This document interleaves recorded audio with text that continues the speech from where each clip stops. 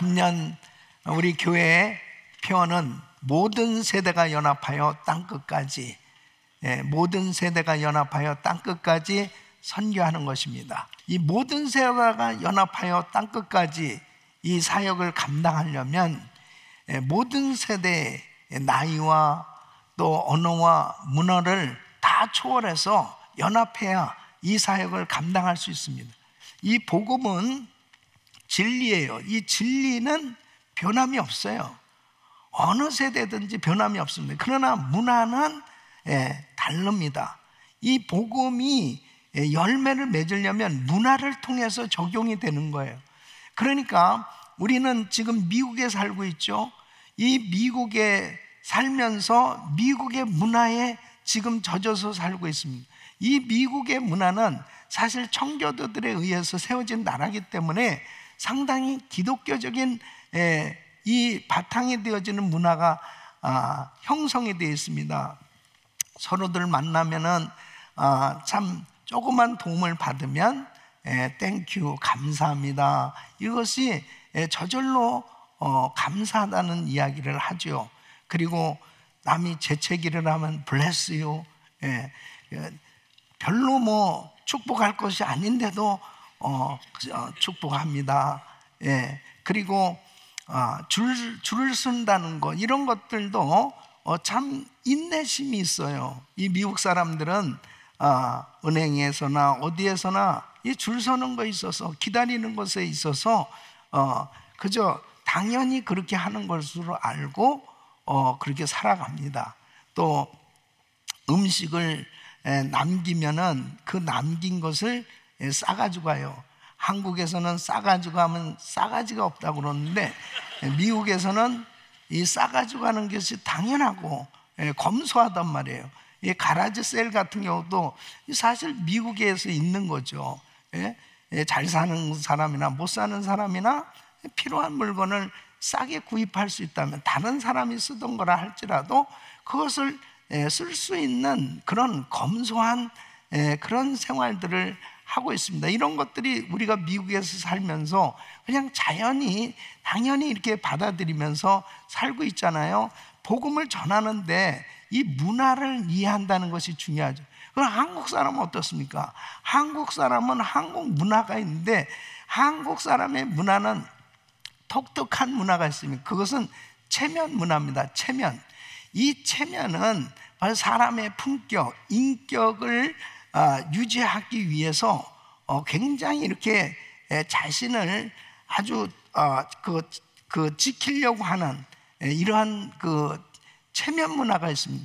이 체면 문화는 사실은 이 양반 사상, 양반 제도에서 온 거예요. 이 양반 제도는 어떤 면에서 보면은 이 유교적 전통을 중시하면서 그 유교적 전통, 그 가치관에서 비롯된 게 어떤 면에서는 체면 문화입니다. 그래서 조선시대에 이 양반들은 양반답게 살아야 된다, 이러한 그 문화가 지배적이었습니다. 그러니까 그것이 한국 사이에 그 체면 문화를 만들게 된 거죠. 그래서 조선 말기 이 박지원의 양반전을 보면은 양반으로서 지켜야 될 이런 규범들이 상당히 많이 나왔는데, 예를 들면 한 10가지만 얘기해 보면 배고픔과 추위를 참고 아무리 가난해도 입으로 가난하다는 말을 하지 않는다. 이 세수할 때는 손을 비비지 않고 양치질 할 때는 입에 흐르지 않게 한다. 또 긴 소리로 종을 부르고 이리 오너라, 이렇게 신을 끌며 천천히 걸어야 한다. 손으로 돈을 만지지 않고 쌀값은 묻지 않는다. 더워도 버선을 벗지 않고 식사할 때는 맨상투를 하지 않는다. 국을 먼저 먹지 말고 마실 때는 후루룩 소리를 내지 않는다. 성난다고 아내를 때리지 말고 화난다고 그릇을 차지 않는다. 주먹으로 아녀자를 때리지 말고 종들을 죽으라고 꾸짖지 않는다. 소나 말을 질책하되 판매한 주인을 욕하지 않는다. 화로에 손을 쬐지 말고 말할 때엔 이가 보이지 않고 침이 튀지 않게 한다. 사실 지금 생각해보면 다소 좀 우스운 면이 없지 않아 있는 것도 있지만, 이 조선시대 이 양반들은 이런 체면을 차리기 위해서 이러한 이 규범들을 지켜야 이런 것들을 배우고 그러면 아주 고상한 양반이 되는 것입니다. 이 내적인 품위와 이런 도덕성을 유지하기 위해서 이 양반답게 이렇게 살아야 된다, 이런 것이 이 한국 사람들에게는 상당히 체면 문화가 있어요. 그러면 한국 사람들이 미국에 와서 잘 살려면 어떻게 돼야 되는 겁니까? 미국에 와서도 한국 문화를 그대로 유지하면서 미국 생활을 과연 할 수 있을까요? 다른 점들이 상당히 많이 있는 거예요. 여기 와서 만일 내가 그래도 한국에서는 어떤 사람인데 여기서 페인트를 할 수 있냐, 내가 무슨 주유소에서 주유하는 이런 일을 할 수 있냐, 못한다. 그럼 굶어 죽는 거예요.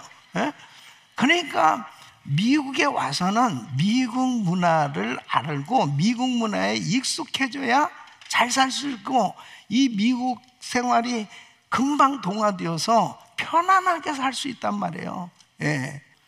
자, 오늘 이 본문 말씀을 보면 이 사도 바울은 이 빌립보 성도들에게 편지를 하면서 이 복음을 받은 사람답게 살아라, 이 크리스천의 문화가 있어요.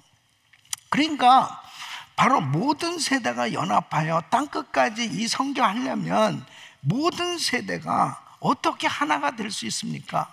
서로 문화의 차이가 있어요. 세대 갈등이죠. 세대 차이라고 그러잖아요.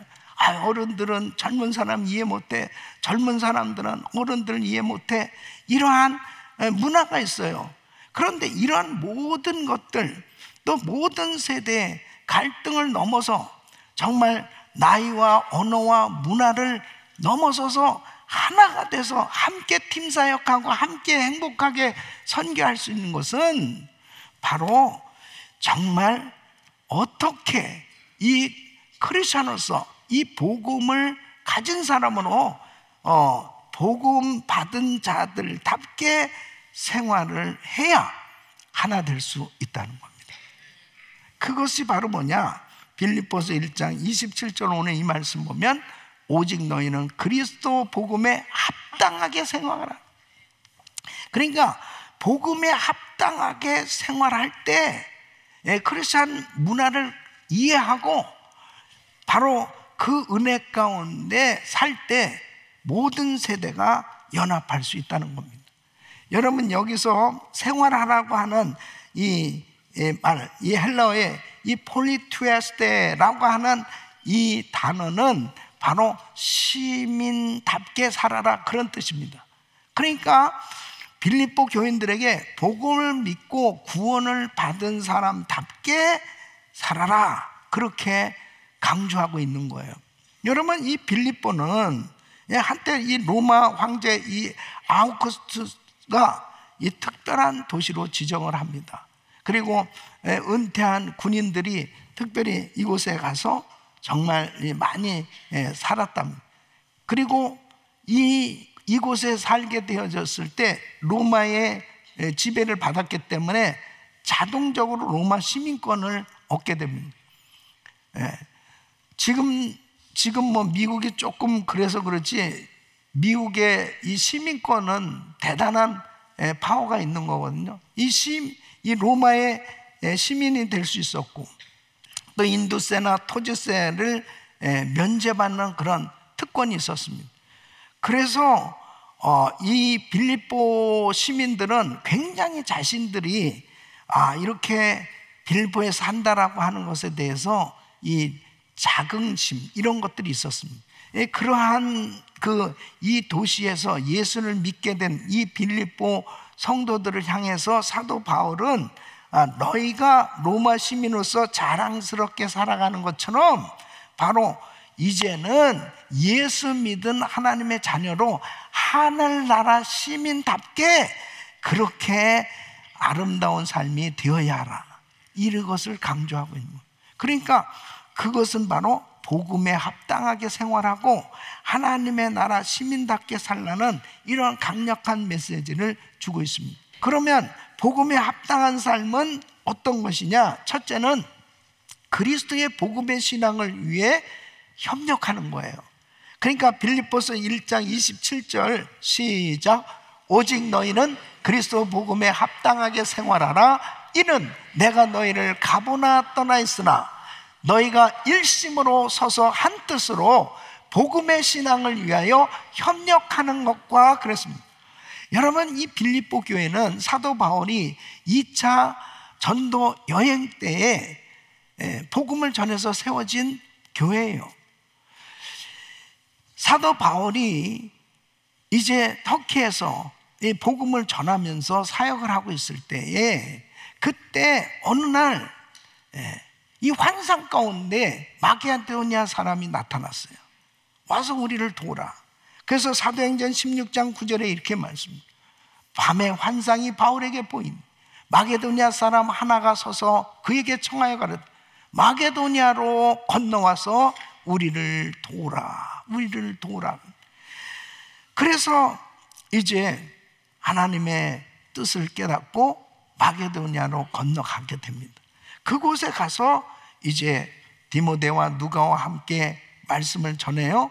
그곳에서 만난 사람이 첫 번째 어떤 사람이냐면 자주장사, 이 자세 옷감을 만들어 파는 자주장사 루디아를 만납니다.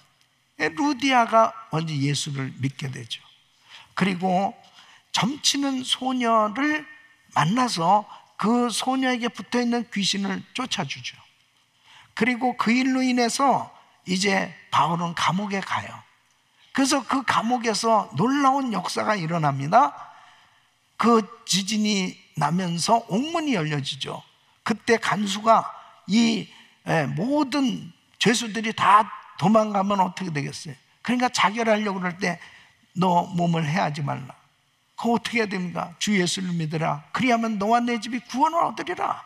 그래서 바울을 자기 집으로 초청을 해서 자기 일가족들을 모아놓고 복음을 듣죠. 그들이 다 예수를 믿어요. 그러면 루디아의 집을 빌려서 이 집에서 교회가 시작이 된 거예요. 이것이 빌립보 교회입니다. 그러니까 정말 이렇게 하나님의 큰 은혜 가운데 이 빌립보 성도들이 예수를 믿게 된 것이 정말 얼마나 큰 축복이고 은혜냐 이거예요. 그러므로 이제 복음에 합당하게 살아야 하지 않겠냐, 이렇게 사도 바울은 강력한 메시지를 하고 있습니다. 27절 말씀 보면 너희가 일심으로 서서 한 뜻으로, 이 한 마음으로, 이제는 한 방향으로 이 복음의 신앙을 위해서 협력해야 될 것을 말씀하고 있습니다. 여러분, 이 복음이 전해진다라고 하는 것, 복음을 전한다라고 하는 것은 목사나 선교사나 특별하게 이렇게 헌신된 주의 종들만 전하는 것이 아니고 모든 성도들이 일심으로 한 뜻으로 복음 전하는 일에 협력할 때 바로 이 복음이 땅끝까지 전해지는 줄 믿습니다.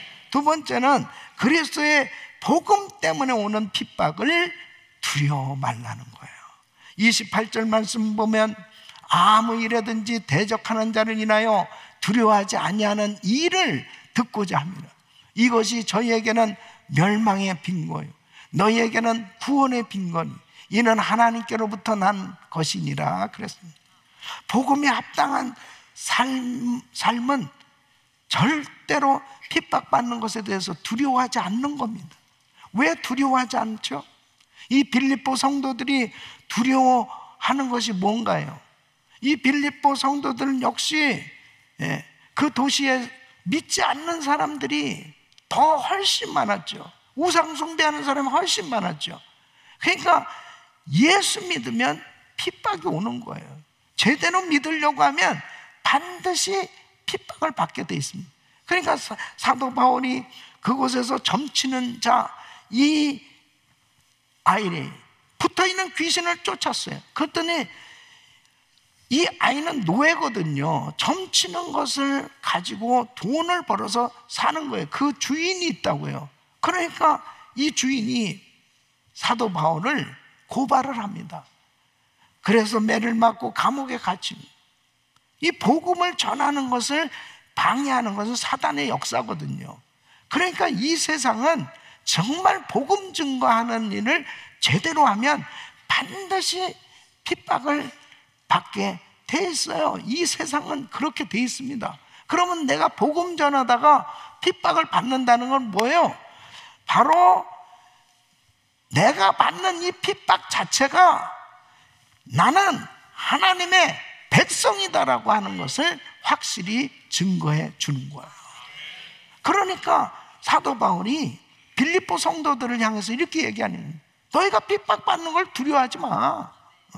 너희가 받는 그 핍박 자체가 바로 너희가 구원받은 하나님의 백성임을 증명하는 가장 강력한 증거가 아니냐, 이렇게 강조하고 있습니다. 여러분이 정말 예수님을 전하다가 핍박을 받은 경험이 있으신지요? 여러분이 예수를, 이 귀한 복음을 전하다가 핍박을 받았다면은, 지금 핍박을 받고 있다면은, 정말 사탄 마귀가 얼마나 복음 전하는 것을 싫어하는가, 그리고 내가 확실히 하나님 편에 있구나 하는 것을 믿으시기 바랍니다. 그럴 때 담대해질 수 있는 거예요. 여러분, 마태복음 5장 10절로 12절에 이렇게 말씀하십니다. 의를 위하여 핍박을 받은 자는 복이 있나니 천국이 저희 것입니다. 나를 인하여 너희를 욕하고 핍박하고 거짓으로 너희를 거스르는 모든 악한 말을 할 때에는 너희에게 복이 있나니 기뻐하고 즐거워하라. 하늘에서 너희 상이 큼이라. 너희 전에 있던 선지자들을 이같이 핍박하였느니라. 복음을 전하려고 하면 참 힘든 사람이 있어요. 예? 야, 이거 복음 전하면 싸우게 되는데 이거. 그래서 참 이 핍박을 받을까봐 피하려고 하는 그런 사람들도 있죠. 그냥 좋은 게 좋은 거지, 이렇게 살고 싶은 사람 있죠. 여러분, 반드시 복음을 전할 때 한번 충돌해야 될 그런 일이 생겨질 수도 있어요. 그러나 중요한 사실은 진리는 반드시 승리하게 되어 있습니다. 진리는, 복음 전하는 것은 옳은 일이에요. 예수 믿으면 구원받는 거고 예수 믿지 않으면 지옥이에요. 그런데 지옥 갈 사람은 이 영적인 세계를 알지 못하기 때문에, 소경된 자기 때문에 그 천국에 대한 얘기를 아무리 해주고 지옥에 대한 얘기를 아무리 해줘도 못 알아들어요. 그러니까 자꾸 전도하는 사람을 자꾸 핍박하려고 하는 거예요. 그런데 여러분, 그 핍박을 두려워하지 말고 그 복음 전해서 그 영혼을 살리려고 하는 것이 얼마나 축복된 일이에요. 그 일을 하나님이 기뻐하시는 줄로 믿습니다. 나중에는 핍박했던 사람도 복음을 통해서 정말 거듭나게 된다면 나에게 복음 전해준 사람이 얼마나 귀한 은인이죠. 생명의 은인이잖아요. 복음 전할 때 핍박받는 것을 두려워하지 마시고 담대하시기를 바랍니다. 사람이 죽음의 문제를 해결했다면 여러분, 더 이상 두려움이 없는 거죠. 우리는 정말 죽으면 천국이거든요. 바로 예수 믿고 죽은 영혼은 영원한 천국에 입성하는 줄 믿습니다.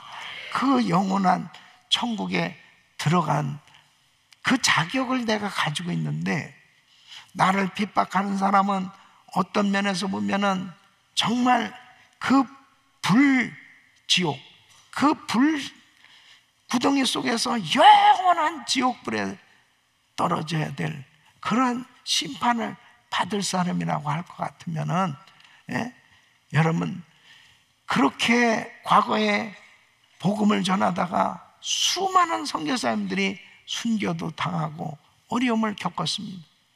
그런데 주님은 이렇게 말씀하시는 거예요. 마태복음 10장 28절 보면 몸은 죽여도 영혼은 능히 죽이지 못하는 자들을 두려워하지 말고 오직 몸과 영혼을 능히 지옥에 멸하시는 자를 두려워하라 그러죠. 그래서 많은 순교자들이 정말 기쁨으로 배교하지 않고 예수를 부인하지 않고 그 엄청난 핍박을 받으면서도 묵묵히 사명을 감당한 줄 믿습니다. 이것이 복음에 합당한 삶이에요. 우리가 복음을 전하다가 당하는 시험이 있을 때마다 정말 하늘의 상이 크다. 저는 제가 정말 복음으로 충만하고 그리고 처음 예수 믿고 그리고 하나님의 부름을 받고 신학을 가게 됐을 때 우리 집에서 엄청난 핍박을 받았습니다. 집에서 쫓겨났잖아요. 그럴 때 너무 힘든 시간이었지만은 예수님 한 분이면 만족합니다. 주님, 우리 가족들을 구원해 주세요. 금식하면서 주님 앞에 핍박을 감당하면서 하나님 앞에 복음을 전했을 때 우리 온 가족들이 다 구원받게 된 줄로 믿습니다. 제가 처음 예수 믿고 그리고 결혼할 때 결혼식에 우리 가족이 한 명도 안 왔어요. 예? 한 명도 안 왔다고요. 근데 예수님만 계시면 되는 거 아니에요? 예수님. 여러분은 그렇게 편안하게 저를 쳐다보고 있지만 그때는 정말 눈물 났습니다. 예? 다른 친구들은 참 화려한 결혼식을 하는데 나는 100불짜리 예? 그냥 링 하나씩 이렇게 해주고 지금까지도 다이아몬드 반지라는 것은 알지 못하고 살고 있지만 하늘나라에 가면 우리 집은 바닥이 금이요. 화장실 변기가 다이아몬드. 그 어마어마한 축복을 받았잖아요. 세상 사람들의 눈으로 볼 때는 너무너무 초라한 그러한 모습의 결혼식인 것 같이 보일지도 모르지만 여러분 귀한 목사님을 모시고 예배를 드리는 것보다 더한 축복된 결혼식이 어디 있겠어요? 예? 하나님께서 그러한 핍박 가운데서도 절대로 마음이 무너지지 않고 담대해져서 정말 분명히 이렇게 얘기했습니다. 앞으로 내가 어떻게 사는가를 보고 하나님이 살아계심을 알게 될 것이다. 이렇게 잘 살고 있지 않습니까? 행복하게 살고 있잖아요. 사랑하는 성도 여러분, 절대로 복음 전하다가 당하는 핍박을 두려워하지 말고 담대하시기를 바랍니다. 그 복음 전하는 것이 행복이고 축복이고 그 복음 전하다가 당하는 핍박은 하늘의 상이 되는 줄로 믿습니다. 이게 복음에 합당한 삶이에요. 여기서 좌절하고 여기서 무너지고 여기서 타협하고 여기에서 결국은 신앙에서 떠난다면 그것은 복음에 합당한 삶이 아니라고 말씀하고 있는 겁니다. 이 세상 가운데서 특별히 무슬림들에게 복음을 전할 때 예수를 믿었으면 반드시 개종을 해야 됩니다. 개종을 할 때 엄청난 핍박이 오는 거예요. 심지어는 죽임을 당할 수도 있어요. 가족이 죽입니다. 가족이 죽여요. 예. 그래도 개종을 해야 되는 거예요. 이게 복음에 합당한 삶이에요. 그러니까 그 복음에 합당한 삶을 살려고 할 때 당하는 이 엄청난 핍박 두려워하지 말고 하나님이 나하고 함께 하시면 승리하게 되는 줄로 믿습니다. 나하고 함께 하시면 승리하는 거예요. 주님이 나하고 함께 하시면 승리하는 거죠. 예? 세 번째는 그리스도의 복음을 위해 고난을 받으라. 여러분 29절 말씀 시작. 그리스도를 위하여 너에게 은혜를 주신 것은 다만 그를 믿을 뿐 아니라 또한 그를 위하여 고난도 받게 하심이라. 아멘. 예수 믿고 은혜 받고 축복도 받지만 여러분 고난도 받습니다. 고난도 받아요. 우리가 미국에 살면서 미국의 시민이 되어지면 혜택도 많죠. 그런데 따르는 의무도 큰 거와 같이 우리가 예수 믿고 하늘나라 시민이 됐을 때 엄청난 혜택이 주어지죠. 그러나 이제 하늘나라 시민으로서 이 땅에 사는 동안은 이 복음을 전하는 자들로서 복음 전할 때 따르는 이 고난도 있다는 사실이에요. 그 고난은 결단코 저주가 아닙니다. 그 고난은 영광이요, 고난은 상급인 줄로 믿습니다. 그래서 이렇게 로마서 8장 18절에 말씀하십니다.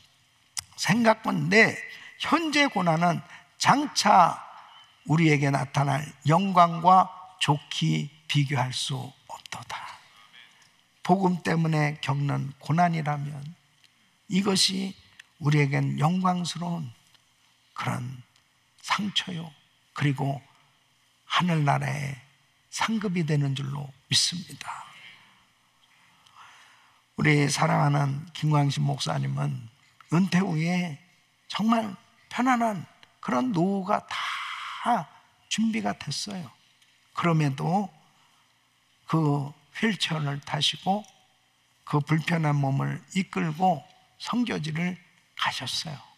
그렇게 하실 수 있었던 것은 정말 복음 전하면서 겪었던 그 고난, 그것이 장차 받을 그런 그 영광, 그 영광스러운 하늘나라 그 상급을 분명히 알으셨기에 복음에 합당한 삶을 사시려고 고난을 감당할 수 있으셨던 것을 보게 됩니다.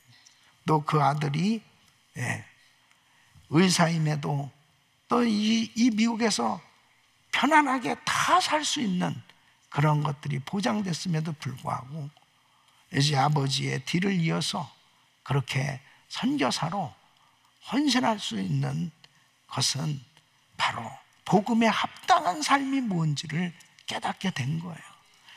복음을 전한다는 것은 편안한 게 아니에요. 때로는 정말 감당하기 어려울 만큼의 고난이 우리에게 닥쳐올 때도 있어요.